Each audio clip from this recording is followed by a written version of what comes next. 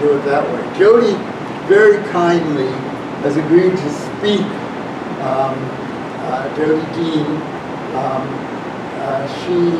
I think she's back now, but she was down in Venezuela as an observer of the recent elections. And that's another topic which would be great for us to talk about, but that's for another day. So I'm going to put Kathy on the spot and introduce Kathy Manley. Now, Kathy is someone that most of us know. She's a lawyer from the area, does a lot of civil rights cases, civil liberties cases. She's the vice president of the Capital District New York Civil Liberties Union. She's the legal director for the Center for Civil Liberties. Center for Civil Liberties is a very... Legal director of the Coalition for Civil Freedoms. Coalition for Civil Freedoms, sorry. I should know that because my own organization, UNEC, is part of it. And I said it wrong. It was an organization started by Sami Alarian, who, during the attacks on the civil liberties of Muslims when the war on Iraq started, called it a war against terrorism. He was arrested, along with many, many others, including people from his capital district, who some of us came to their defense, including Kathy, and many were put in jail. There's still a Muslim jail called the Communication Management Unit.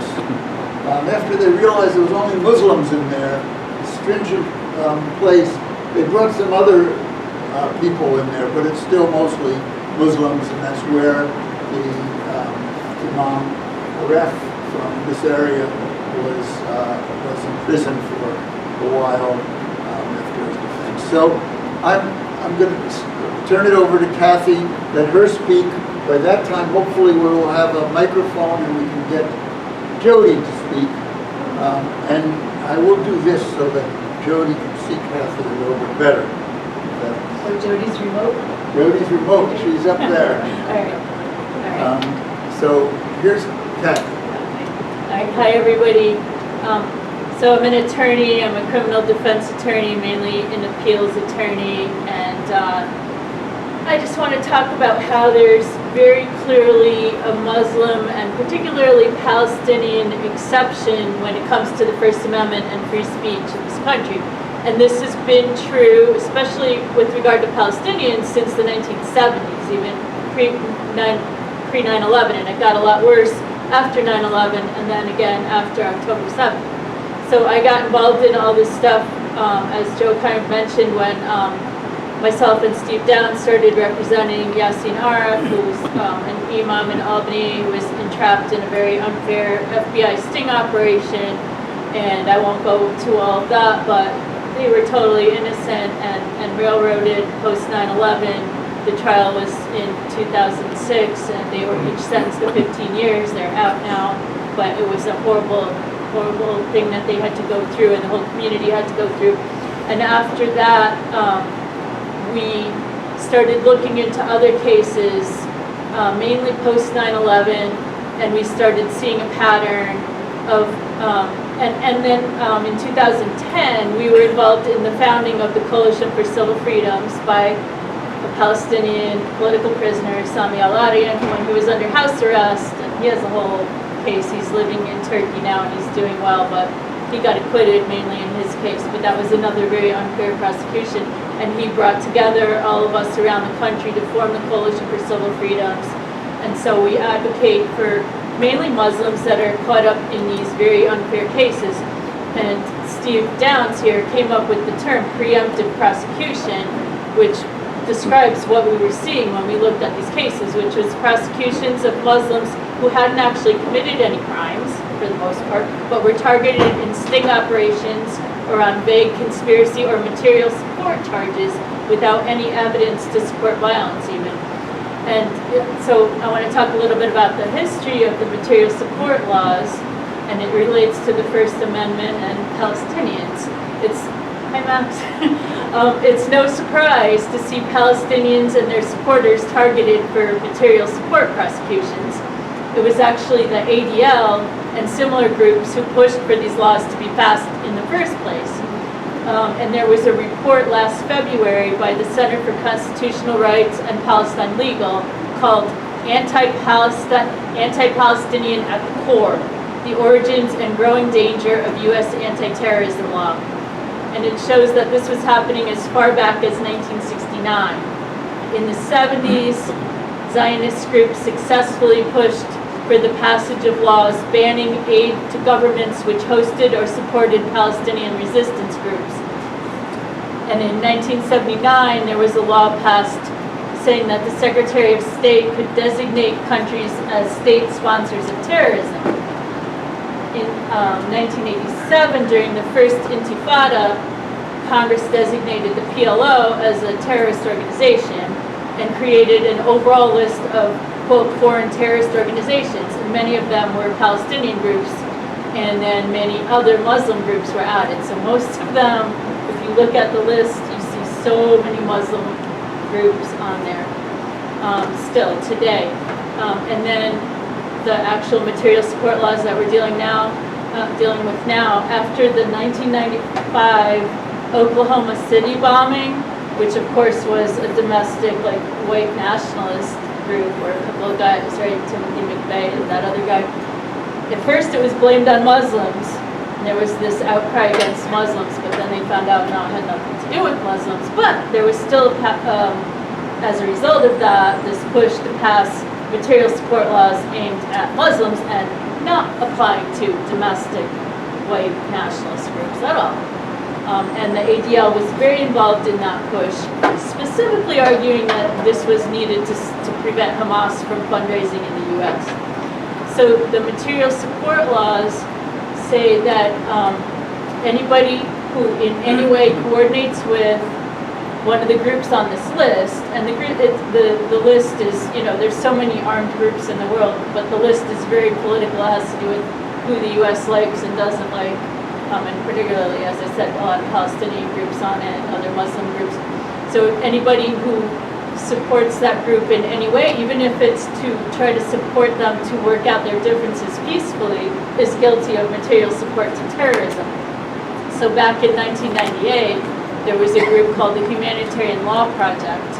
That was a group that worked with different groups that were involved in armed conflict in the world and tried to get them to negotiate their grievances peacefully through the UN or other ways of doing that.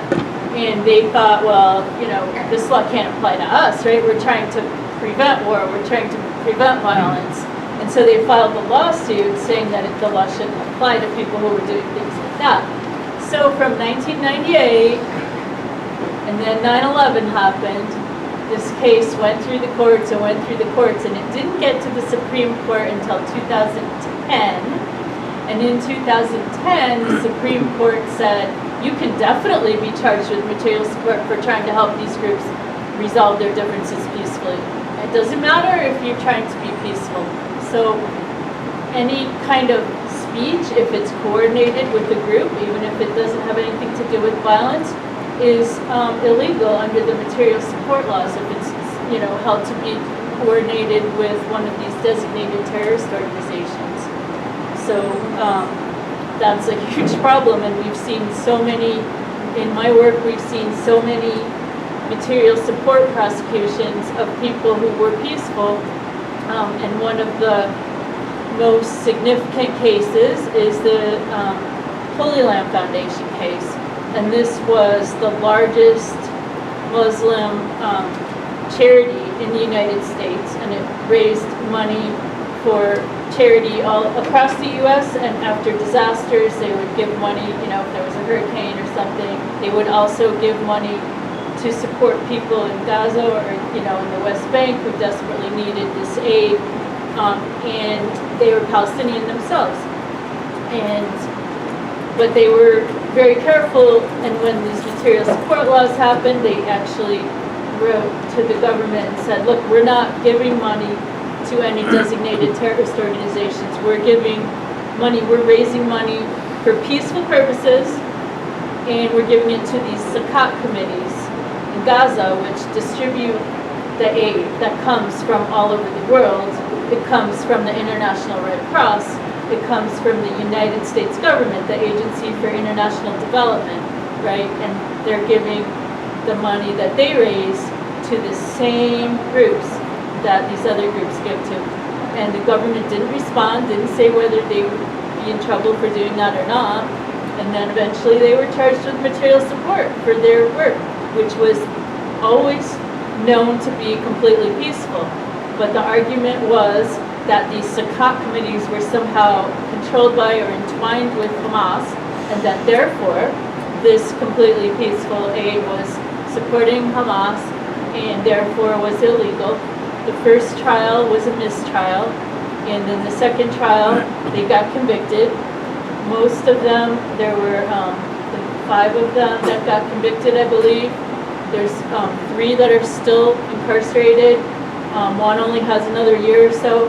But the 2 leaders of it, who are the most wonderful people I've ever met, Shukri Abu Bakr and Hassan Lashi, they were sentenced to basically life sentences, 65 years in prison. And they were, middle-aged at the time. So this is life sentence for them.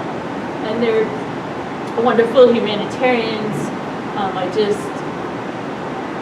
I get emotional talking about it because I'm in contact with Shukri a lot, and he's been harassed a lot in prison since October 7th. So there's a huge Muslim exception to free speech and to charity and things like that, and free association.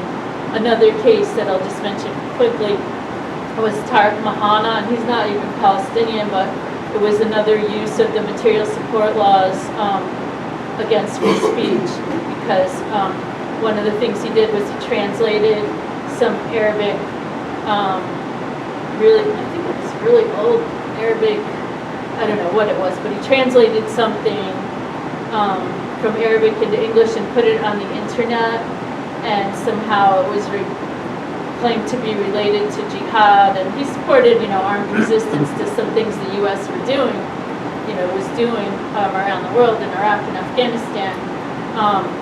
But basically the argument by the government was that, well, okay, he's not coordinating with a designated terrorist organization, but he's putting this stuff on the internet, and people can download it from that organization, so that's good enough to be coordination. No, I don't think so, but then they had this other theory about he had a trip to Yemen, but they don't know what happened there, so they threw that in there, so it was a little bit muddled. So we don't know what the jury found. So on appeal, it was challenged that how can you say that he could be convicted for putting stuff on the internet and claiming that that's coordination with an organization that he's not actually coordinating with, but it got upheld on appeal, his conviction. Luckily, he got, I think, 17 years. He's in a halfway house now. He's getting out this month, August. But and he's a really strong guy. He's been working with Cage in the UK. But anyway, so even what the Supreme Court said in the Humanitarian Law Project case, it's been stretched even beyond that, right? Because you have the Holy Land case, they weren't even given to a designated terrorist organization. You have the Mahana case, he's just putting stuff on the internet and not coordinating. So you can see that there's a real problem with these laws. And then we have October 7th, and then soon after October 7th, the ADL was saying that Students for Justice in Palestine should be investigated for material support violations, even though there's not evidence that they're, providing material support to Hamas or any other group. And then, other than material support prosecutions, there's of course a lot of other issues with the Muslim-Palestinian exception to free speech, and we've seen a lot of protesters get treated very harshly, and people losing their jobs, being doxxed, etc. And we have a couple examples locally. One Joe mentioned here.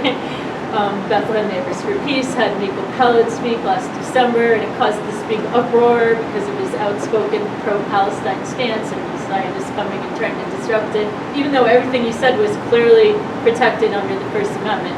And it caused BMP to be banned for a while for pretextual reasons, and then everybody fought against that, and now we have to read this disclaimer about emergency exits. Anyway, and then in Saratoga, Saratoga's had this local law which I think may be unconstitutional, but it had never been enforced until recently when there was a pro-Palestine rally on May 1st.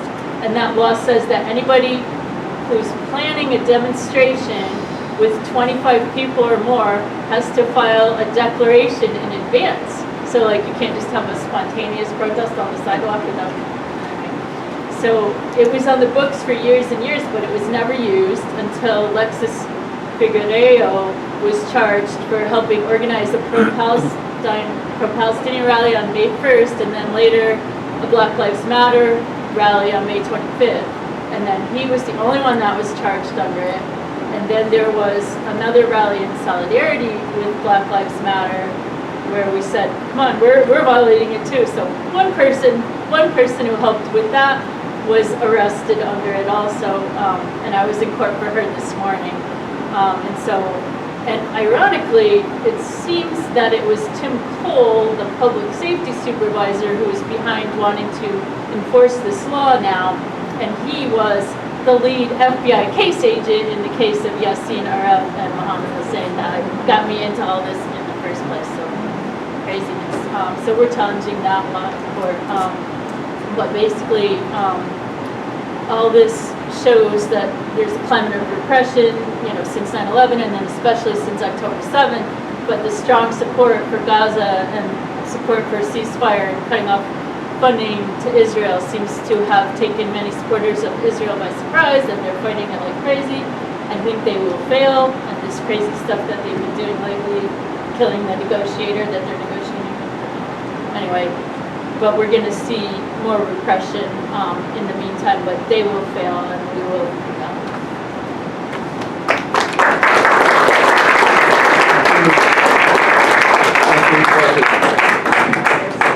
Yeah, why don't you sit back there? Is this thing on? I thought it was a minute ago. Okay. I'm going to try to put it next to my computer so we can hear Jodi Dean, who will be next. Just in the way of introduction, Jodi is a professor at Hobart University. She can tell you more. I'm not sure what she teaches actually. But she, for some of her writings in support of Palestine, she was suspended. She, of course, is not the only one in the country where this is happening to. As people all around the country and all around the world have come out in massive numbers to protest the genocide that we're just witnessing, Not all of us are witnessing if you don't look in the right places, because in the last 2 months, they really haven't covered anything about it on the U.S. Media. But people have screens in their pockets. I don't know why they want to get rid of TikTok. It's because that's how a lot of young people are learning, seeing firsthand the incredible violence, genocide, brutality that is happening in Gaza like never before. So the world is finding out. Zionism is being exposed. U.S. imperialism is being exposed like never before. People have come out, and the character of the movement, those of us who have worked in the movement for years and years, witnessed this very recently, that people are coming out like never before. We've been able to hold mass demonstrations, tens of thousands of people all over the country in various places. By the way, the next one will be, if we can get to Chicago at the Democratic Party National Convention, there's going to be tens of thousands of people protesting for Palestine. Some of us in this room will be there. And if you would like to join us, please do so and let me know, and I can help you. 900 students, campuses throughout the country rebelled like we haven't seen since 1970, when the Vietnam War was happening. Campuses held protests, encampments, camped out on the quadrangles and other areas of the campuses. And this is what colleges and this is what libraries are supposed to be about. Freedom of speech. Unless, of course, you're in Florida, then perhaps it isn't. But it's what they're supposed to be about. 900 students were arrested during those attacks. A number of people could not graduate because of what they did. And I know a number of them personally. I don't know one that said he would change or she would change what they have done. They understand that this is a historic moment. So one of these people, not just students, it's professors and teachers like Jodi Dean, it's even college presidents. We witnessed college presidents from some of the major colleges in the country, Yale, Harvard, Columbia, dragged in front of McCarthyite committees in Congress, and many of them were forced to resign because they would not stop, or they did not stop the protests, even though some of them professed to be pro-Zionist and wanted to stop them. But this is what's happening in the country now, and I am going to try to put the microphone next to my computer and see if we can hear Jodi. So, Jodi, would you like to talk, and I'll see what if we can get you. But hang on for 1 second. I'm going to. You plug the speaker of the computer directly into the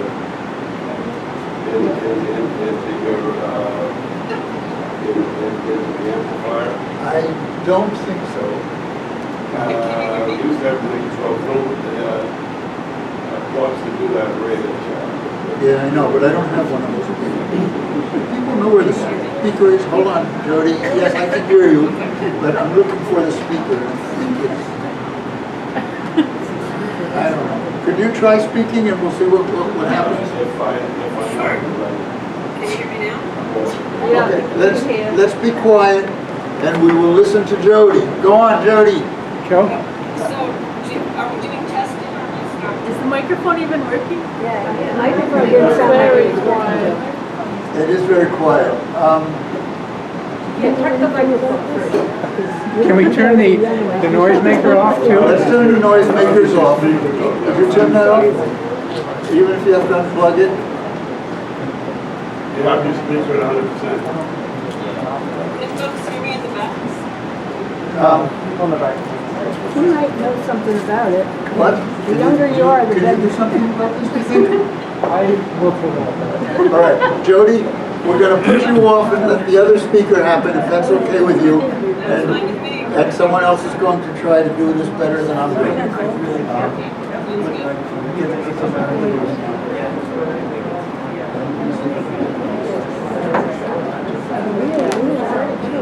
All right, Leslie, would you introduce Nicholas? I don't know if the mic is working anyway. Yeah, you sound like the mic was. The microphone is. I'd like to welcome all of you. I am thrilled that we are celebrating, if that's the correct word, being together in this room, which we have fought tooth and nail to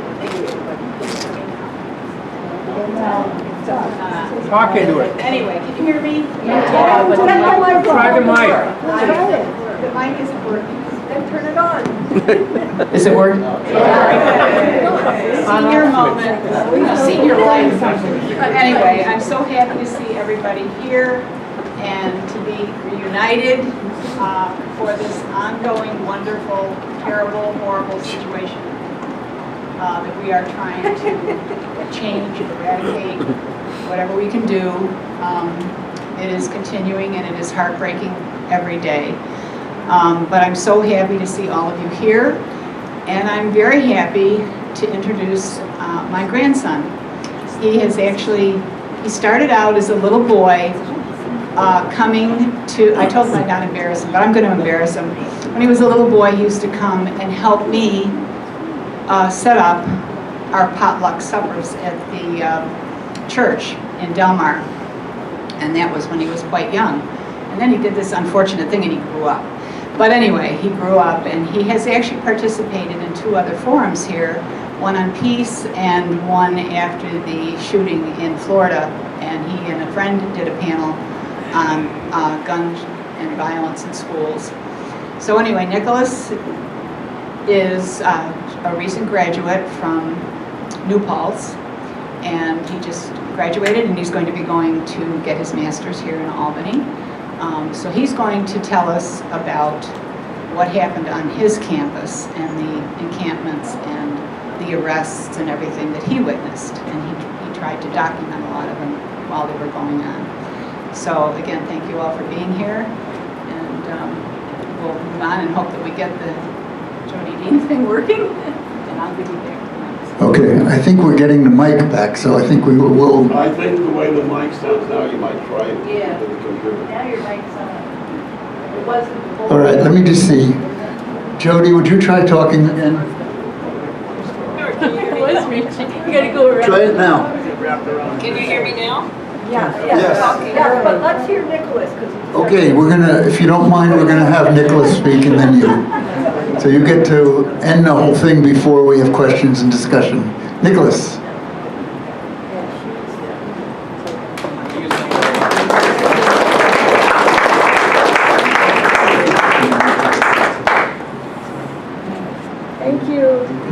Thank you, high-tech person.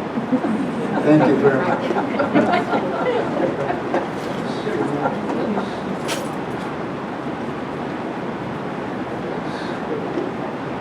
Perfect. Can everybody hear me? Yeah. Hello. I'm Nick, as you all know. I'm a graduate from SUNY New Paltz. I am currently enrolled in a master's program at Albany for social work, and I'm just going to be going over the events that I went through when I was experiencing the SUNY New Paltz encampment, which realistically was not talked about as much as some of the other ones, but I think just as relevant things have happened that day as on any other campus. So the encampment itself was beautiful. It was set up on Wednesday. I think this was still in April. It was April 30th. Does it have 31 or 30 days? That, yes. So it was set up at the very end of April, and the school itself actually allotted us a period of 3 days to have this encampment and to basically just demonstrate what we believe should be happening for Palestine. So we have a couple pictures here of the encampment, and this was run by students and faculty across the campus, and it was relatively small. I participated in it loosely beforehand, just stopping in, greeting a couple people, but I wasn't really involved with it until the night of May 2nd, which is when our campus basically revolted against our school, which threatened academic action to take place if we did not shut down the encampment, which we were getting ready to take down tents to actually close the encampment until we had several vans of state troopers come and enforce the school's decision. And the students and faculty at the encampment had other ideas. So the night of May 2nd, we had lines and lines of state troopers dressed in gray suits. I don't want to say they were dressed in riot gear, but they had the shielded helmets, and they made a wall trying to press us off of the central quad of our campus. And it was here where things just started to escalate, I suppose. I wasn't aware of everything that was going on until me and my roommate noticed that there were helicopters flying overhead. And then we looked outside. saw, it was crazy, hordes of drones flying in across our campus, surveilling the area. Just, it was really crazy to look at. And then one of our friends from a different dorm said, "Hey, do you see what's going on with the quad currently?" And we were like, "No." So we all decided to group up and make our way over there. And we were greeted with state police and hundreds upon hundreds of other students that shared the same ideals that we did, where this seems very unfair, unjustified, and outright cruel what they were doing at some points. And it was about probably 11 p.m. when SWAT teams and K-9 units were actually called on our campus. You can see a little bit in the line. Ooh, I get to use a laser. Right here. And I'm not sure if the picture is zoomed in enough, but these are fully kitted out officers in riot gear. Behind them, K-9 units, and in front of them, surrounding this tree, were approximately 30 students, linked arms, basically being the last line of what our encampment was. And it was here when this line of officers began to advance and make their way closer and closer towards the students, grabbing them and ripping them away, pinning them on the ground, having K-9 units circle them, zip tie them, and bring them off to vans and others. Basically, their HQ of sorts that was set up at our mental health facility on campus. Isn't that ironic? It was, to say the least, very scary at the time. I had never experienced anything like this, and I really did not know that something like this could really happen. Up until this event, I was very blind, blissfully naive to everything that was going on in Palestine. And this really opened my eyes as to what we as a country, I guess, were trying to do when all we wanted is just for people to not be killed in the name of nothing. Because at this point, it doesn't seem like they have a very good answer for why this is all going on. But I do have, and I don't know how this will work exactly, but I do have a couple of videos highlighted just from what we experienced on the campus. Please don't be super loud. Oh, you guys can even hear it anyways. So basically this is just videos of me and my friend, my roommate at the encampment, and basically how everything resulted. It was intimidating. We stood there from about 9 p.m. till 2 a.m. until eventually it ended up in a charge where the police separated the encampment into two groups and then proceeded to chase one of them off the quad into a different area of the campus and proceeded to arrest, I believe it was 76 students.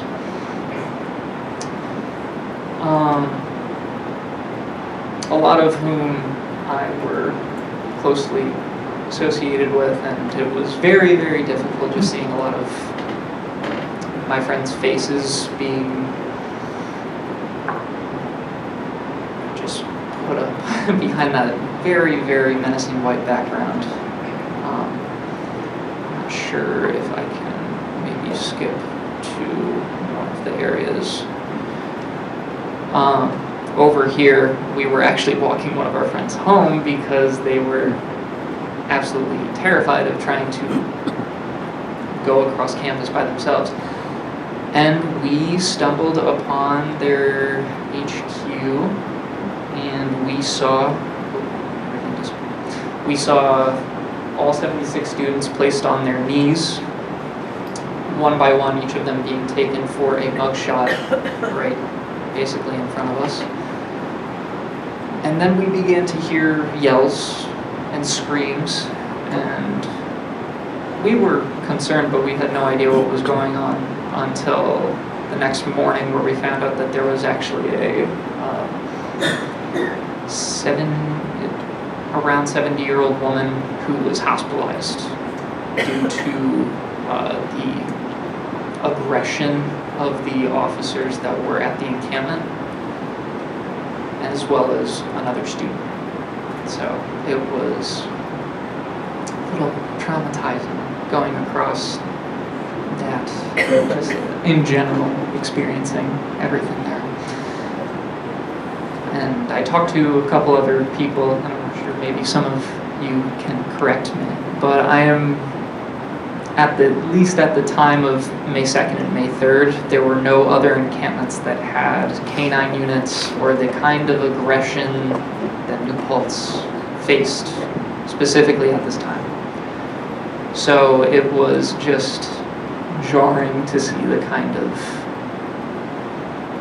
experience that our government or our whatever is in charge here, whatever they wanted us to experience as students, exhibiting peaceful protest, just trying to speak our minds, say that everything that is going on over in Gaza is absurd and wrong.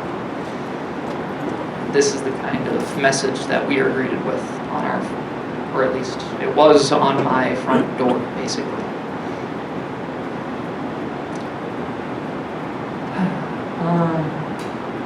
Yeah, and I'm assuming afterward I will answer more questions if people are interested in more in-depth about this experience. But I would like to pass it on to Jodi. Thank you, Nicholas. All right, Jodi, we have the microphone working. Let me see how we get you up there.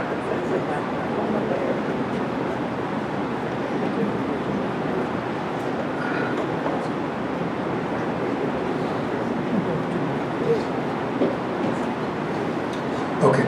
I think as you speak, you will get on more onto the screen. So, Jodi, Jodi, here you go. Okay, so can people in the back hear me? Can you raise your hands if you're hearing me? Yay! Okay, awesome, great.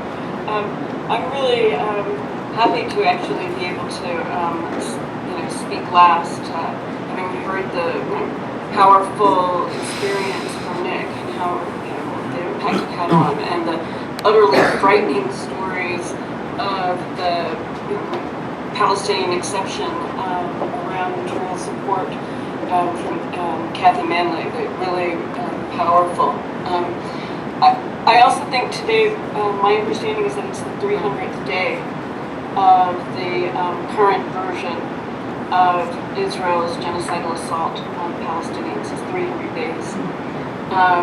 And I wanted to just remind us of some of what we know. Can y'all still hear me? Yeah. Everyone okay? Okay, good. At this point, over 40,000 Palestinians have been killed in Gaza. I think many of us are also familiar with the Lancet report that covers the projected deaths that will also include deaths from disease and starvation and denial of care, contaminated environment, food. Their estimates go up to 186,000. On this 300th day since this current escalation of the Nakba, all of the universities in Gaza have been bombed or destroyed. 80% of the schools, 165 journalists have been killed. 32 of 36 hospitals have been destroyed. The central archives been completely destroyed, and 13 libraries have been destroyed. So we're seeing in real time the genocide of the people, their land, their culture, their heritage, their ability to create knowledge and store knowledge and preserve knowledge about themselves and their lives and their culture. And in addition to the horrible loss of life. So we're seeing unfold before us this basically unimaginable horror. At the same time, we have also, and we've got to hold on to two contradictory things, we've also seen a reinvigoration of the international anti-imperialist left that hasn't been around for at least 30, maybe 40 years.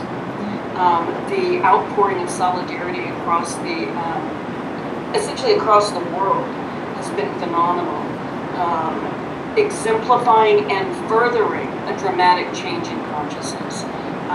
Joe already mentioned this in the United States, how much consciousness is changing, how much we've moved from a situation where no one can speak about Palestine to where people say every day, don't stop talking about Palestine, where we see every day protests in some part of the world, in our communities or in Yemen or someplace else. We see them every day. This movement of solidarity is inspiring and it's great. It's going to be what it takes for basically for liberation around the world in an imperialist era on a planet where the climate's changing.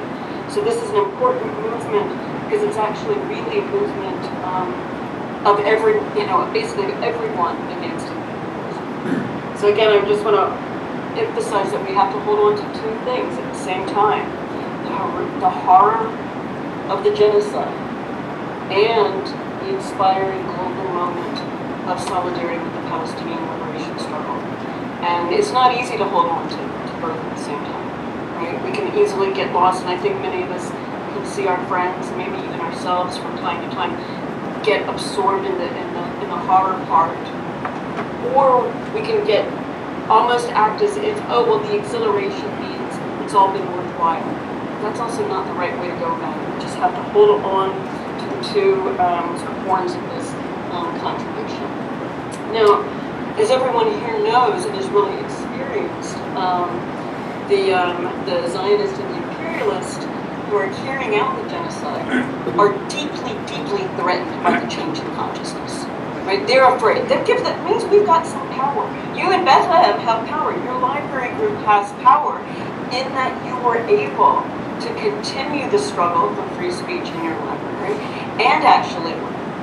And I also think that the part that's also really meaningful and powerful to keep in mind is that by having to have the ongoing struggle, you contributed to the consciousness raising.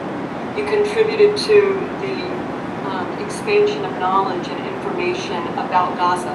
People may not have noticed it if they didn't see it happening in their own community. They may have let it slide. They might not have had to pay attention if it weren't for your efforts to fight for free speech around Palestine in your area. The situation is actually fairly similar from what's happened to me at Hobart Smith colleges in Geneva, New York. It was the fact that I was suspended that actually drew more attention to the stuff that I wrote. So in brief, on April 9th, an essay that I wrote called Palestine Speaks for Everyone was published on the Verso publisher. It's published on the Verso blog. Verso is my long-term publisher. I published 4 books with them.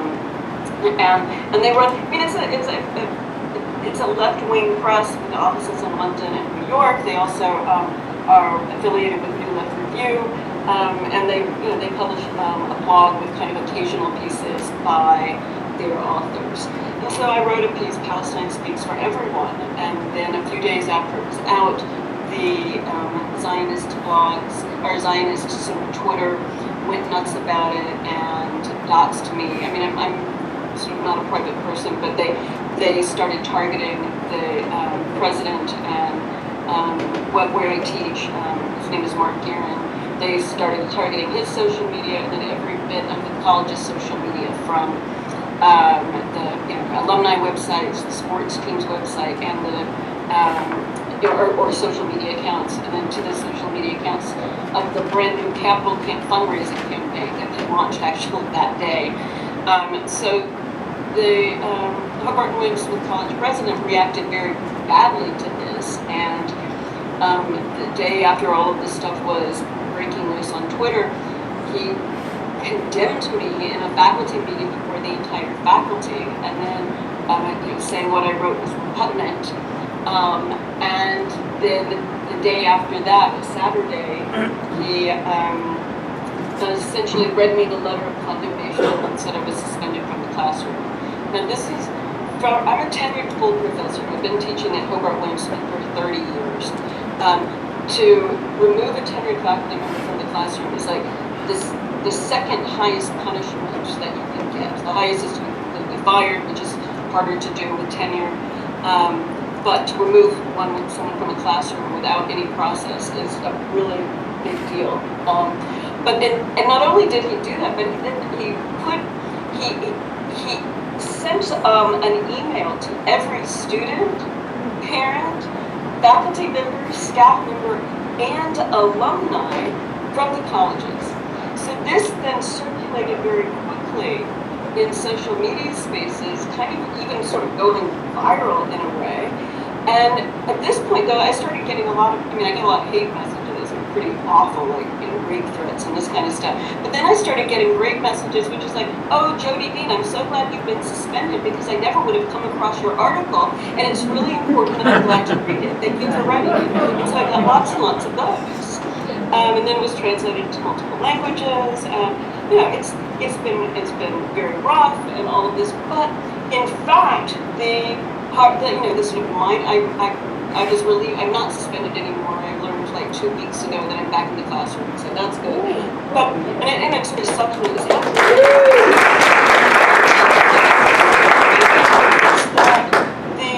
the sort of small prosecution that I endured actually enabled more people to see something and read something than they would have before. It also created an opportunity for many people who hadn't been involved in political struggle to actually be active, right? So it opened up new kinds of activism. For example, students came together and wrote a letter on my behalf. Students organized themselves to confront Mark Guerin, the president, in a meeting. Like over 200 students came to this, and they questioned him, but they organized themselves on this.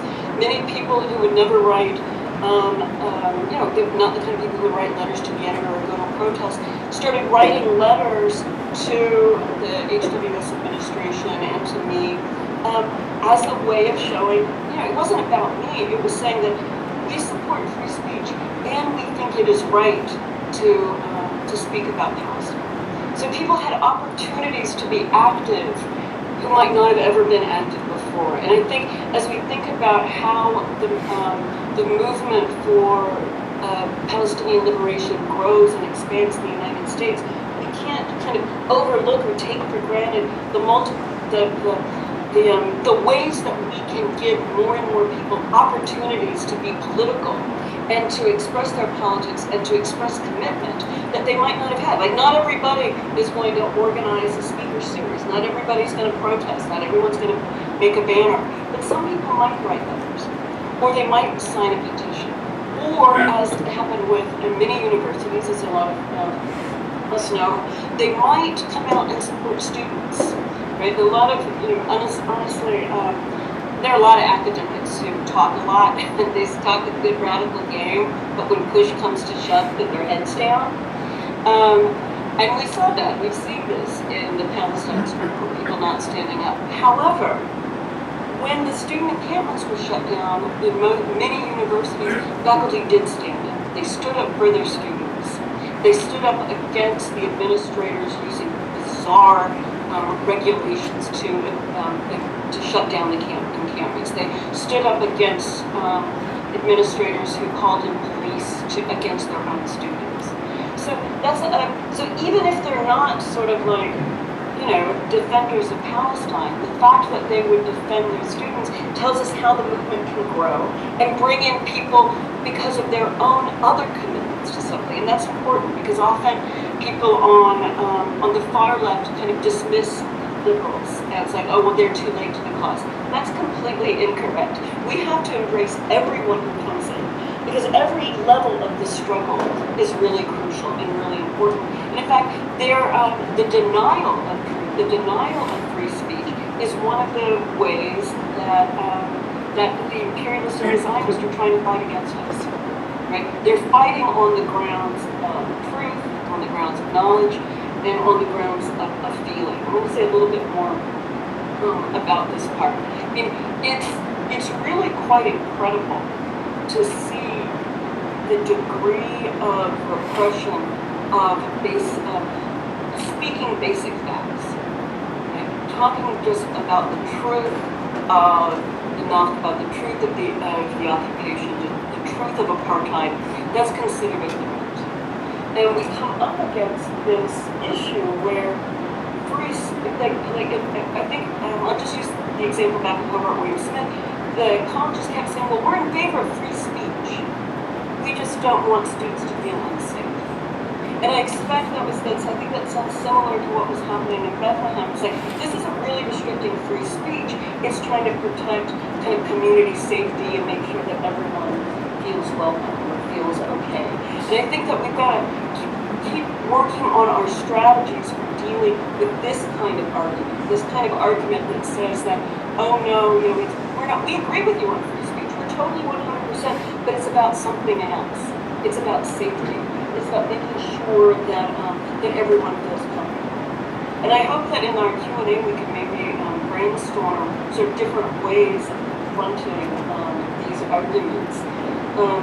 I think I've got at least two ideas. I'm interested in seeing what you all think. And one is just pointing out the reality of there's a genocide happening, and that is not happening here in the United States for the people who are saying, I'm unsafe. Right? The people who are saying I'm unsafe, they are not victims of a genocide. They are typically community members who don't like what we're saying. Right? Or they're students who don't want to have views that they have challenged. But they are not victims of a genocide. So I think pointing out the basic fact is over 40,000 people have been killed. What are you talking about? That might go far. I think a second way that might go far is emphasizing the difference between, and it's kind of a variation on the first one, but emphasizing the difference between a subjective feeling about something and the reality of something. Like, that I feel nervous, doesn't mean that, I don't know, that y'all or everybody else, whoever I'm talking to, that they're making me feel nervous. Like, my feelings are coming from inside me. That I might feel afraid, I don't know, like walking outside my house at night, that's on me. Right? That's not on everybody else, and I need to address why do I feel this way. So I think it's another way potentially of combating the emphasis on safety, the emphasis on discomfort, is reminding ourselves, reminding everyone that your subjective feelings are yours. They come from you, and that's something for you to work on, not a matter of shutting down a library or suspending college professors or shutting down encampments. The student encampments almost every place in the country were sites of diversity, of tolerance, of embracing and learning from each other's differences. There were not good reasons for people to be afraid of these encampments. Right? So to point out the obvious that your subjective feeling is not the same thing as the reality of everybody else could be useful in addressing these safety concerns. So again, to sum up, my basic point is we're in a position where we have tremendous horror and a new, rising, rebuilt anti-imperialist movement because at the same time, and we have to hold on to both fronts. The perpetrators of the genocide which I think we all have to say the United States is one of them, the perpetrators of the genocide and supporters of the genocide, want to defeat and combat the growing anti-imperialism. They want to defeat and combat the change in consciousness. And one of the ways they're doing this is by attacking free speech and attacking our feelings of strength, our feelings of solidarity. They're trying to attack that, and we can't let them.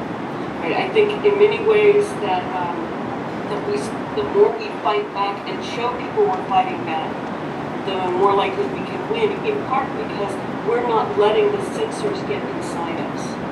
We're not self-censoring. We're not saying, oh no, I can't say from the river to the sea, Palestine will be free, because that's anti-Semitic. Because it is not, and we know that it's not. And in fact, we all have to embrace that by the thousands, by the millions, we are all Palestinians, because Palestine speaks for everyone, and because this is a fight that goes all over the world as a fight against imperialism as well. So these are my takeaway points, and I look forward to our conversation.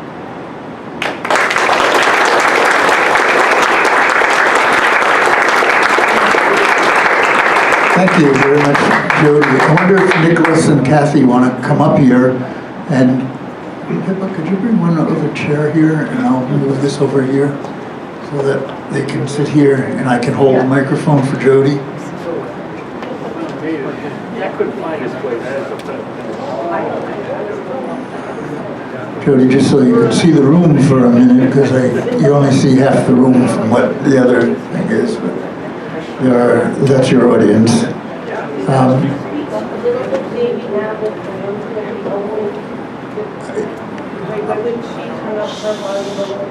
I don't think we can. That's the problem. That's one of the we have a technical problem. I've been holding the mic for her. Okay, so. I think the speakers are on the bottom of the computer. So if you lift up the computer and put the mic under, you might get better sound. I will try that. Thank you.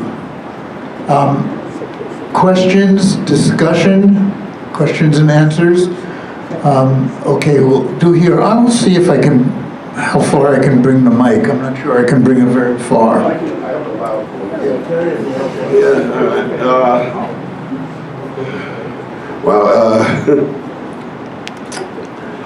You're talking about how the Palestinians have been scapegoated.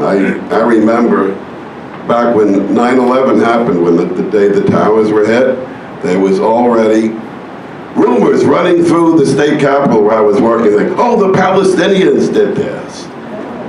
My response at the time was, whoever has done this in the name of the Palestinian people is no friend of the Palestinians. But now, my wife goes to Silver Sneakers. The only place they have that is at the Jewish Community Center. So I just found out this past week, because I get email from the Jewish Community Center, that there is a big pro-Israel rally planned for this Sunday in Washington Square Park with music and flag wavings and at 1:30 p.m. And I don't know if anybody knows about this, but I feel it's something that should be confronted. And I hope that, they're planning something peaceful. I hope that, if any of us do it, it's my wedding anniversary. I don't know if I can get there, but I want to be there. And, that people, that we confront it peacefully. All right, nobody knows I'm making this. I don't know if anybody else knows about this happening, but it's Washington Park this Sunday, August 4th. Thank you. Let's see if there's other people have questions or comments, and then we can get some comments from the speakers. During the encampment, did the university president or somebody appear and try to lay down the rules or anything? We've received... Why don't we just see one more question and just see if other people want to say anything. That's okay. A comment is fine too. Anybody else before we see what speakers have to say? All right. Think while the speakers are asking, because there's a lot to talk about here.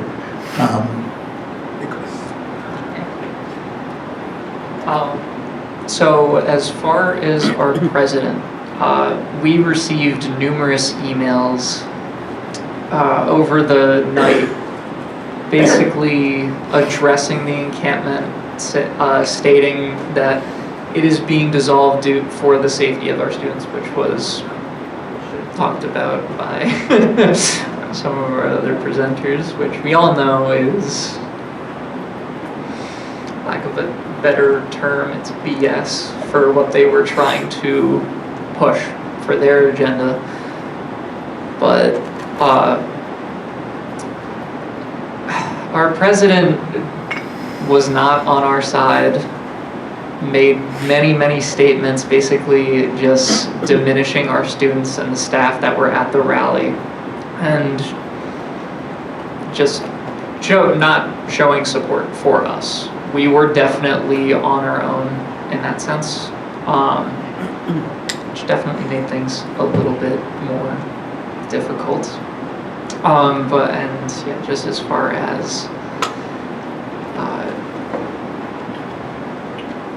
as what he was trying to convey to us, it was that we were not welcome on the campus that we pay to be on. For lack of a better way to say it, and I think he knew he was in the wrong, because when it came graduation, he said that we graduated and then left promptly. So, again, not sure if it was a decision that he made or if it was a decision from higher up, but in the end, he is the person that said it. And I would also like to point out the idea of individuality. We are all human beings. We are autonomous, and we have the ability to make decisions, which is great. That's why we are the dominant species on this planet.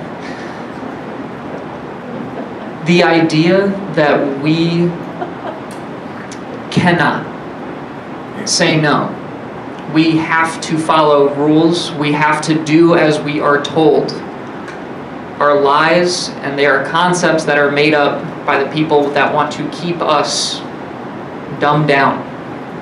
We have the power to say and do things whenever we want to. Every officer that was at the encampment, they had an opportunity to say no. Everybody who has committed acts, whether it has been in terms of genocide or even arresting students, there's always a choice that is being made, and if they say that they are doing it for the sake of themselves, for the sake of their finances, for the sake of their family, it is a poor excuse for the kinds of atrocities that have been going on. Point blank, period. We are all people, we all can make decisions, and purely because there is a big man on top telling us that this is the decision we should make, shouldn't be the deciding factor for the decision we end up making.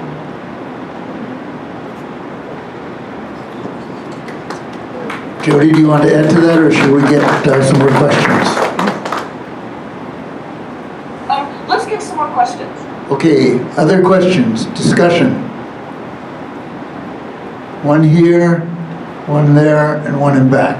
I don't know that the mic's going to reach. I'll speak up. So if you speak up, and I will, if we need to repeat for Jodi's sake, I will do that. Why don't people come up and look to the Oh, why don't you come up? Why don't the three of you come up? Good idea. Why are we up together? We don't want to make rules. Yeah, that's just what I would like to address, and Nicholas just brought it up, about the individuality being very important. My question is, you recognize that? Okay. And there are legal standings for having the demonstrations, which was probably not covered because of the chaotic situation in which it happened. But I know very well in Ulster County, you have a lot of good friends and very important friends with New Paltz. I mean, they're like 2 and 2 together. I've been kicked off of New Paltz because I haven't pursued the right friendships. And why did the students not address their local officials? The county legislature, the county executive, there are a number of people they might have addressed. successful or not, you put them on notice, and in addition, you empower yourselves. That would be a question. Okay, thank you. Great question. Were you next? Oh, My hand wasn't up earlier. okay, would you like to comment? I guess I wanted to ask Jodi. The problem seems to be like they're always trying to erase people, either through erasing their Facebook or their Instagram or the classrooms. And I just wanted to know what you think. What if you think there'd be an infinite number of platforms that people will have to keep retreating to, or how is that going to play out? What positive or negative outcomes you see from that? Let's do 1 and 2. You could either speak from there or... Let me just yell out 2 quick questions. One of them, were the students prosecuted legally at New Paltz? And the second one for Jodi, is there continuing, is she being kept out of the classroom, or what is happening now? It was another victory. There's 2 victories in this room. She got unsuspended. But Hi, my question's for Jodi, and it was funny, my partner and I were both jotting down notes, and we kind of have a similar question. Thinking about this concept of safety, and like the definition of safety, and what definitions people are employing at any given time. And specifically, like for example, imperialism pushes the narrative of safety, right? Safety for people in imperialist countries at the expense of people in colonized countries and people in marginalized countries. And I guess we see narratives of safety, right? Like homeless encampment sweeps for the safety of others. We see it through like many other narratives of safety. And I guess my question for you, Jodi, is how do you challenge these claims of safety when they're actually invoking the same definitions or the same notions of safety that imperialism and police states already employ? thank you all for the questions. Why don't we see if there's any answers or discussion from any of the questions that were raised by any of the people. And Jodi, would you like to make a comment first? Yes, I'd love to. I'll start with the last one. I think that was that Heather? No. Oh, okay. She sounded like a friend of mine named Heather. So anyway, just in case. All right. Anyway, on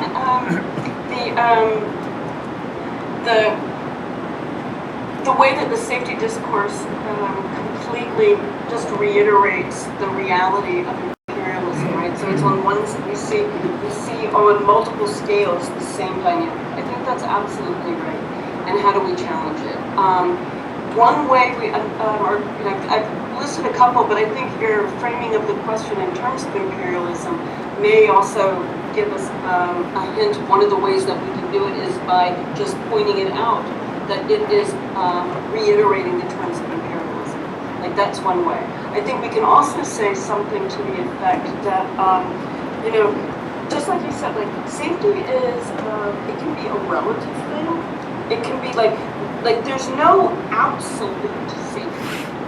There's no way that any of us is ever fully guaranteed. Like if you drive a car or fly in a plane or are in a building that could be on fire, like there's no, like perfect safety is just, it's not even like being in an incubator, because the incubator could get unplugged, right? So there's no such thing. And there's a way that the kind of fetishization of safety is like a denial of humanness, a denial of mortality, a denial of being embodied beings in community on an earth, a planet. It's a denial of life.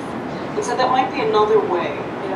One emphasizing how imperialism relies on this language of safety, in fact, to drive its own militarism and aggression. Right? This is also what Zionism does. Right? That like Israel is a completely unsafe place for the people who live there, because it's constantly militarizing and creating among its own citizens a militarist, fearful, aggressive attitude. So maybe that, and then recognizing that safety itself is a problematic category because we're living beings and we can't ever be safe from everything. I also, on the question of local officials, this is like a sidebar to the real question. I think the real question was more to is it Neil? But the sidebar question is, so at Hobart William Smith, after about 2 weeks after I was suspended, students and faculty put together a forum, Free Speech for a Free Palestine. And I was not going to speak at it, but I invited some different people to speak that were going to speak on Zoom. And then we're going to have an in-person part particularly for student organizers in the Finger Lakes region. So we were bringing together student organizers from Cornell, from Syracuse, Rochester, and Hobart William Smith, a few other places. And so we had some of the speakers who were invited to speak by Zoom included Russell Rickford, who'd been suspended from Cornell for saying something very much like what I said, and then also Mohammed Abdu, who was a visiting professor at Cornell, who was called out by the president of Cornell, was it Monique Shafouch, in her congressional hearing. And he heard his name, and that made him been a target for all sorts of anti-Arab and anti-Islamist, anti-Muslim harassment. So we had Mohammed Abdu as one of our speakers. Well, the member of Congress, Claudia Tenney, saw an announcement for our Free Speech for a Free Palestine event and issued a press release saying that this is horrible, we're having an anti-Semitic terrorist rally. And it was not a rally, it was an academic forum, Free Speech for a Free Palestine. But her then press release about this anti-Semitic rally with no terrorists got picked up by right-wing forces in the area, who then started making threats. And then this got our campus safety office to say, well, you can't have this on campus. For reasons of safety, it's too dangerous. So no, you cannot have an academic forum on free speech on the Hobart and William Smith College's campus. We tried to find other places in the community. No one would let us have it because they had heard about the security concerns. So this then really prevented the students from getting to talk face to face. But in terms of this sort of dialectical analysis I've been giving, in fact, we had over 140 people then on the Zoom call that replaced the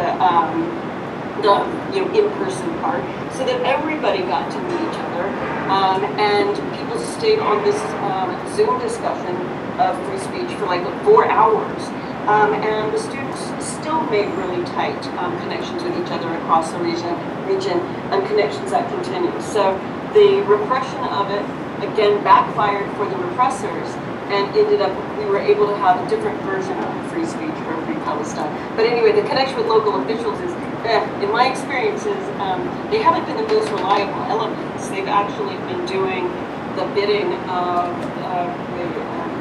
imperialism and Zionism. Also the question about my circumstances, it's not a total victory, though I'm telling the story as a victory.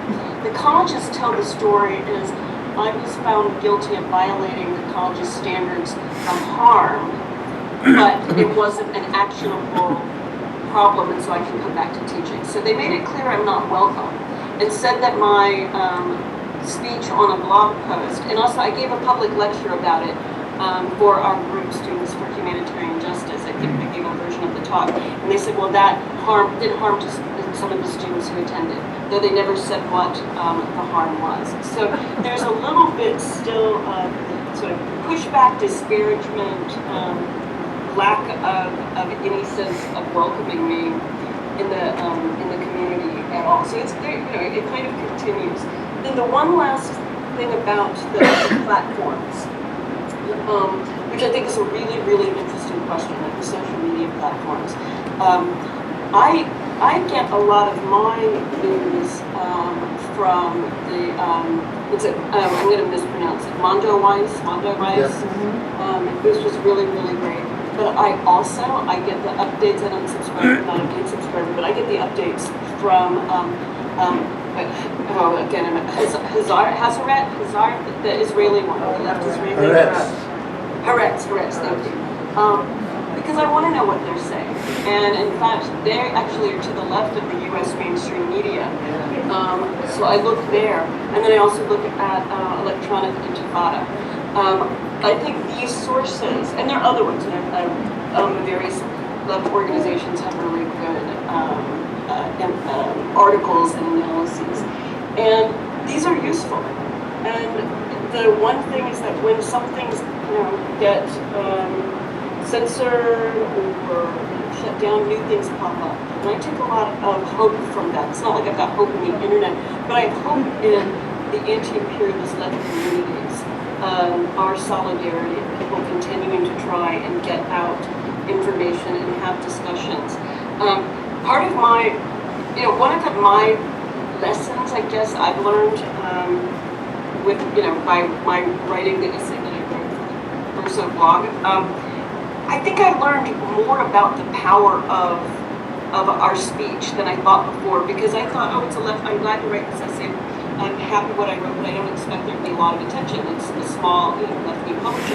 And it got a lot of attention because people were angry and outraged by it. And I think recognizing that made me feel again like I shouldn't discount what we're doing, right? It's powerful. It upsets people, and that is furthering our struggle. So,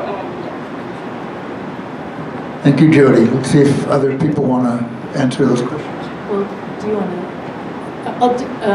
I'll just say on the safety thing, and then we'll go to Nick about, there was a couple questions. Because I wasn't asked any, but I wanted to say something about the safety thing, because I look at it pretty simply, which is kind of how the law looks at it too in terms of harassment law. Like as Jodi pointed out before, it's not just a matter of does somebody feel scared subjectively, it's a matter of, is that reasonable? Are they actually being threatened, physically threatened, right? So if somebody comes to speak and says, ooh, everybody wearing blue shirts should be rounded up and beat up. Come on, the rest of you that don't have blue shirts, let's go after those people. Yeah, it's ridiculous, but it's threatening, right? So that's a problem. But if you just talk about facts in Palestine or anywhere in the world, or you just talk about history, or you just talk about ideas, that is not something that should be shut down. And so that it's like a pretty basic, it doesn't seem that difficult to me to be able to allow free speech. And then as far as there was that young Muslim woman that was supposed to give the graduation address, and I think it was in California, and she wasn't allowed to because there were threats, right? And they said, oh, it's not safe. I mean, that's wrong too.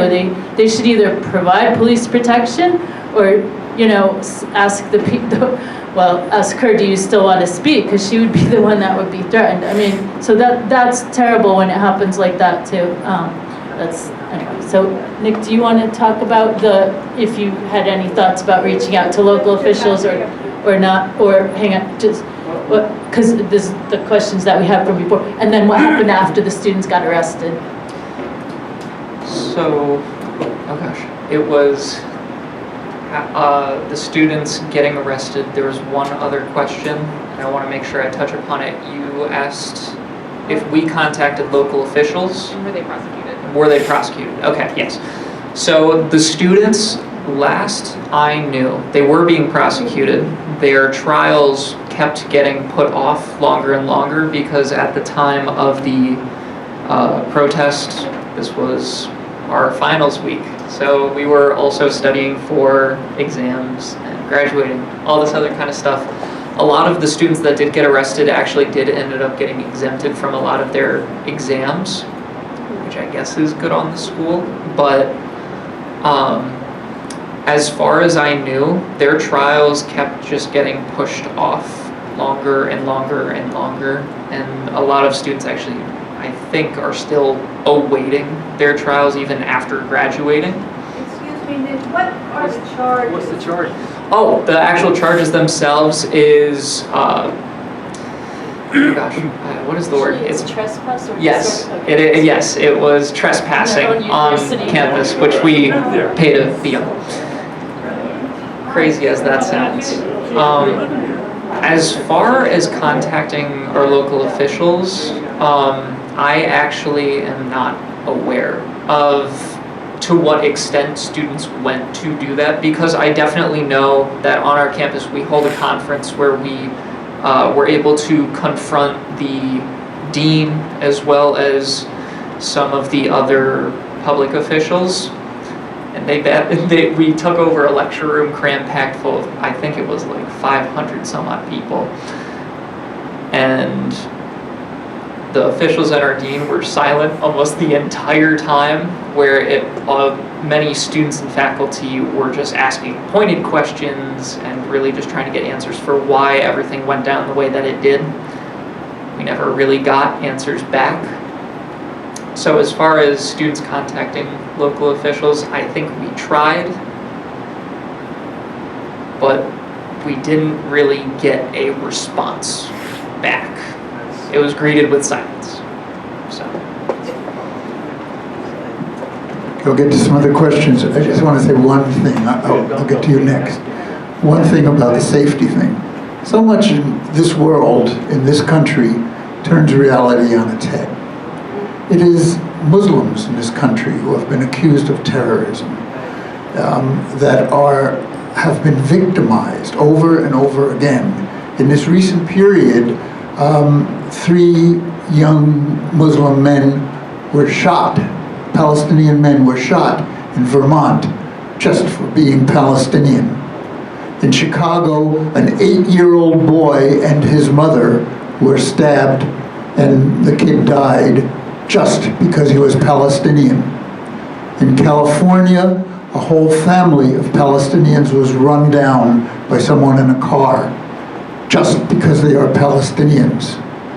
As Kathy mentioned, there are hundreds of Muslims because of this fake, phony war on terror that are still in jail in the harshest conditions you can imagine. International law defines that if you are in solitary confinement more than, I think it's 18 days, it's torture. Some of these people have been in solitary confinement for decades. So, there is a basis for fear. And even when we go out, I know so many people who see us vigil and said, "I'd like to come with you," but are afraid. It takes some courage in this country, and it is not, because we are not anti-Semitic at all, the opposite.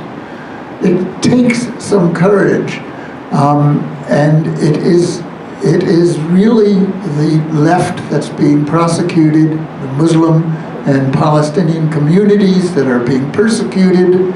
It's not the other way around, and I think we should think about that. Let me go over here. Hi, my question is for Kathy.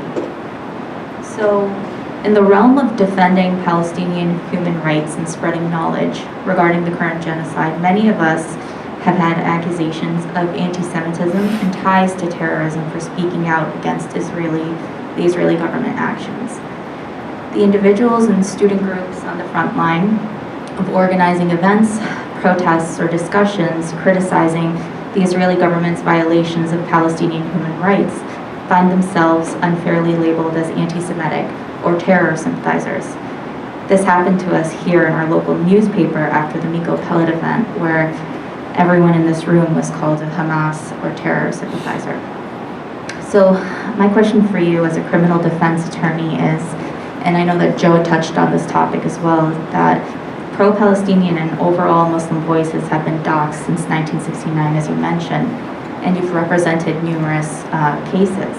So my question for you is, as a Muslim American who was born and raised in this country, who identifies as a proud American, do you have any advice for the Muslim community who choose to speak up to navigate this asymmetry?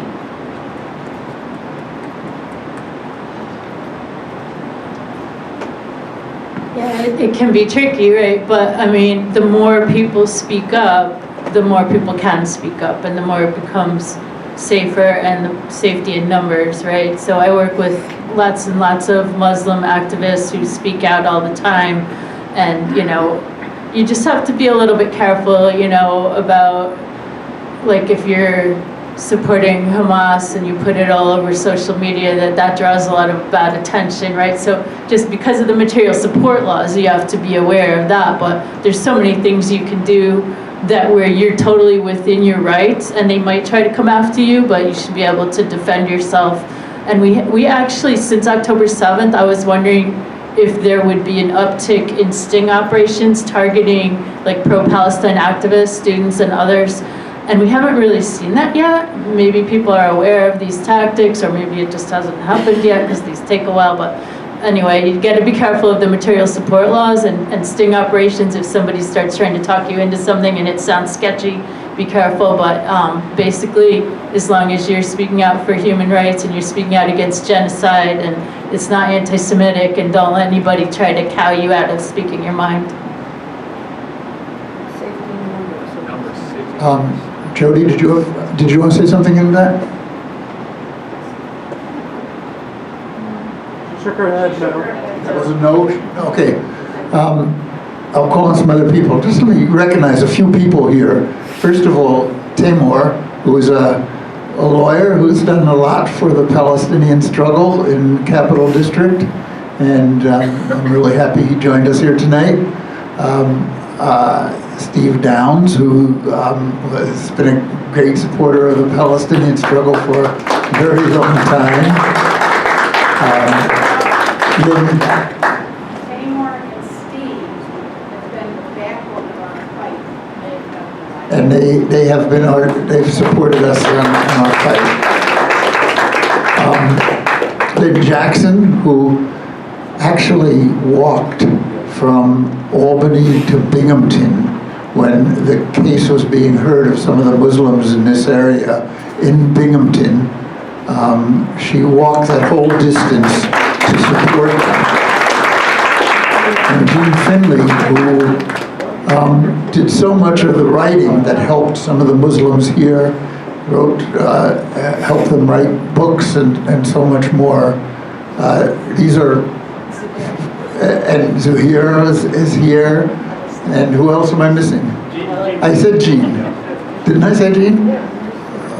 Anyway, there are some real heroes in the room here that have been fighting this fight for a while. Other questions, discussion? We have about 15 minutes to go before they told us we have to be out in the thing I read in the beginning. Yes. Although we are here talking about the current issue of the Palestinians, but there is a underlying force, which is the government versus against people against the government. When I came to this country in the 60s, I was a student, and I saw the Vietnam, the people started opposing the Vietnam War, similar things were under play, like Kent State University, 4 students were killed, and the upheaval was far larger than what we are seeing now in the case of Palestinians. And you can go back to with the history and you find the same thing again and again. People change, but the process is same. There was at one time un-American activities at Nixon's time where people were branded communist. University people who opposed the policies, they were branded communists, and many of them were driven out of the country. So this part, and of course, the history of the African Americans is very well known. So this process really is continuous. Because the names change, the governments change, but it is always there. In my childhood in India, same thing the British were doing. It's human nature, something we have to change. Thank you. Why don't we just see if there's any last comments from everybody, and then Leslie's just going to make an announcement at the end, and then we'll break up for a while. Jodi, do you have any last comments you'd like to make? Sure. I really appreciated the last comment from from the audience regarding the continuities in U.S. history, and I think that's really important. one of the scholars who was on the Free Speech for Free Palestine discussion that I mentioned is Therese Burton-Stelly. And she's an expert on Red Scares in U.S. history, particularly the intersection of Red Scares and anti-Black racism. And one of the things that she brought up, just because she does a lot of archival work, is how so much of what's happening right now is akin a little bit less to the McCarthy era than to the earlier era of Alien and Sedition Acts, which is like around the pre-1920, around 1919. And the reason she thinks it's similar is the fear of traitors, the hostility to traitors. The only difference is now all of the U.S. ruling class is treating Israel as if it were the United States. And so the strangeness of the present is that criticism of Israel is worse than criticizing the U.S. So anyone can say, oh, the United States is racist, and nobody blinks an eye. But if you say Israel is a Zionist apartheid state, then you're guilty, or not guilty in legal sense, but then you're charged with or accused of being anti-Semitic. So there's a kind of strange expansion or twist in how, the repressive apparatus of the United States is working, and that now it's applying it to Israel as if being critical of Israel were being a kind of traitor in the U.S. And I think I've been sort of sitting with her observation on that and thinking it's really interesting because it's a little bit strange that criticism of a foreign country would be that stigmatized in the U.S. I wanted to bring that up. The other thing I wanted to mention is something I alluded to in my opening remarks is about how there's a kind of policing of feeling. This is one of the things I talk about in the Verso essay, Palestine Speaks for Everyone, which is that we are not supposed to feel particular ways. So immediately after October 7th, the permissible feeling was grief and mourning. Right, that was permitted. But it was not permitted to actually historicize the events or contextualize the events in the Nakba, the blockade, the occupation, apartheid in Israel. None of these were okay at the time. It was like, oh no, you're supporting terrorism. You're celebrating the murder of Jews. If you bring up, you're justifying what's going on. So the acceptable things were just mourning. It was also the case that, and there's a long-standing practice of this. If you were going to speak, you had to begin by condemning Hamas. Like you couldn't speak and be credible if you didn't condemn Hamas. And I think that both of these are ways to try to say that we are not allowed to feel solidarity with a people fighting for their own liberation.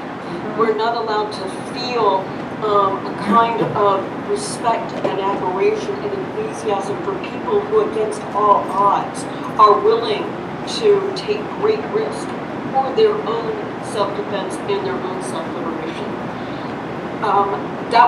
That's what I was really chastised, disciplined, condemned for, is the opening lines of my essay talk about the feeling that many people had of a kind of exhilaration of seeing people trying to break free.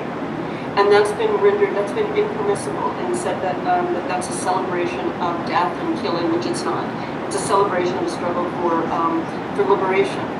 I expect that we will have to grapple with the restriction of legitimate feeling a lot in October of 2024 as different commemorations and acknowledgements of a year of this struggle will go on.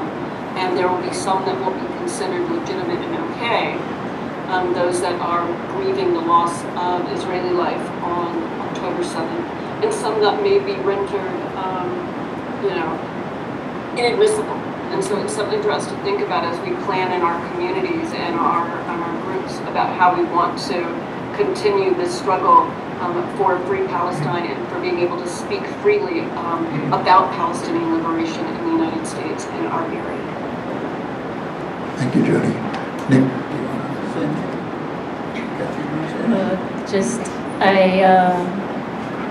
At the same time that I'm really, really horrified by the ongoing genocide, and I like how Jodi put it, that we have to hold both of the things, the genocide and really the absolute horror, like that you see every day, with how people are speaking out against it all over the world and protesting and how there's, so much more pushback against it.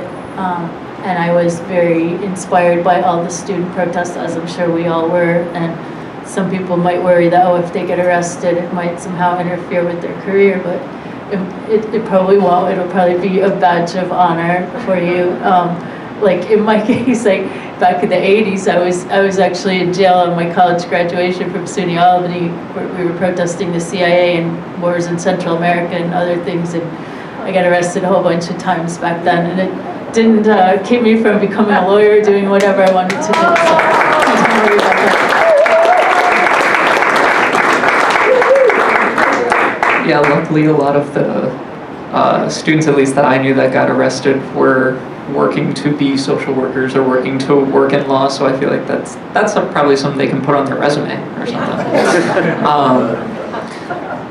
But something that I guess as a very quick closing thought, I have been listening to a podcast. It is called The Sum of Us, and it is made by a woman named Heather McGee. Not sure if any of you have heard of her. She is amazing. And she talked about the idea of racism in America does ultimately hurt the target or the group that it is targeting.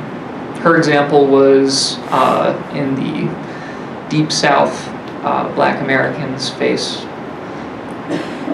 incredible amounts of hardship, and she went into this example about a pipeline, oil line being established, and how it was the path of least resistance to go through a black neighborhood rather than a white neighborhood. And this idea that it made this uproar and giant protests, which inevitably led to the pipeline never being constructed. But it was a time for all populations to be united. This wasn't it was targeted racism towards this community, but it's not the only one that was affected. This line would go through and pollute their ground, their water, everything. It would probably start crazy amounts of pollution and killing hundreds upon thousands of people through cancer and other sorts of illnesses like that. But it is also important to point out the idea that white people were also going to be affected by this. Ultimately, or I guess this wasn't in the Deep South, it was in Tennessee. Tennessee is known, I'm not sure for any of you that know, but is known for its water sources. Has a very deep and plentiful and rich, aquifer. Thank you. That was going to be polluted. So not only is this harming the black community by contaminating that whole region, but it's also going to contaminate the groundwater that everybody drinks. And I guess a closing question is the racism that Palestinians are suffering from, in what ways as a society are we all suffering from this hatred? And of course we can all think about the ideas of free speech being basically thwarted at this point through all the demonstrations that everybody has been doing, but I guess what other ways as a whole, as humans, as just beings on this earth, how are all of us being affected by this kind of hatred? Because in the end, it's affecting all of us, and I think the sooner we realize that is the sooner maybe this can be, I don't want to say resolved, but at least, yes, exactly. Thank you. Leslie, would you like to send us out?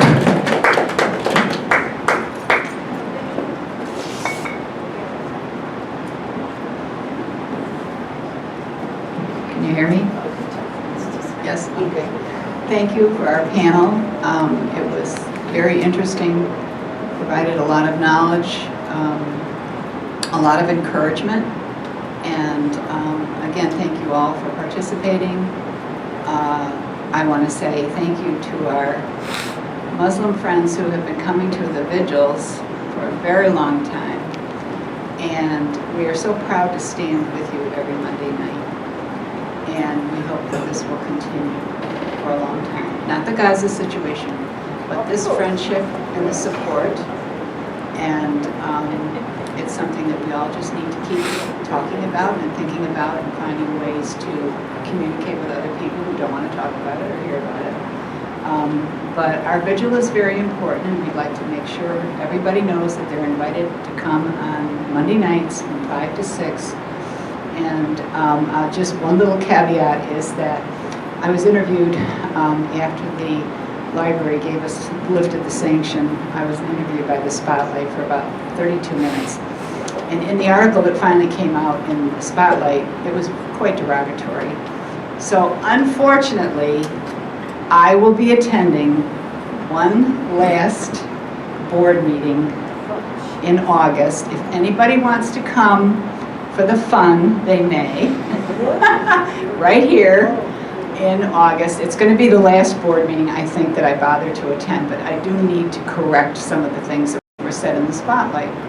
And we're going to just keep up the battle whenever we need to. We need to address wrongs. We need to address information that's incorrect. And whether people are uncomfortable or feel unsafe when I make statements at the school board, at the library board meeting, is irrelevant, because we heard that all night on the 5th when Miko Pellet was here. We were called terrorist supporters and Hamas lovers and anti-Semitics and everything else, and it's just words. It's just words meant to intimidate, scare, whatever, and it didn't at all. I mean, it just made us so angry that we realized that this is a fight we're trying to bring around a sense of community and peace, and we're accused of being terrorists, and it's just ridiculous.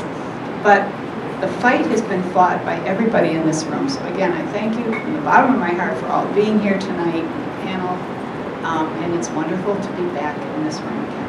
Thank you.